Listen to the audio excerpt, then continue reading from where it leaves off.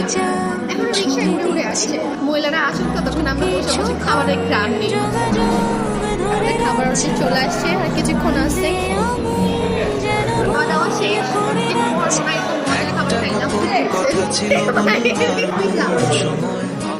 দানা করে আমরা রিভিউ দিচ্ছি ফুড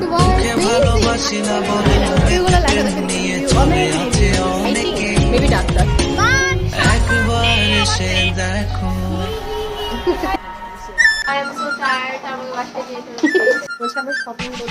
নিজের উপর অত্যাচার করতে বেরোইছে আজকে। আমি ভাবছিলাম এদেরকে নিয়ে চিল করবো, আর এদের অবস্থা মিসকিন গুলা বলছে ডাব খাওয়ার জন্য নিচ্ছে। মানে এদের এত বাজে অবস্থা, ডাব খাওয়ার জন্য ভিক্ষা করার জন্য বসে গেছে।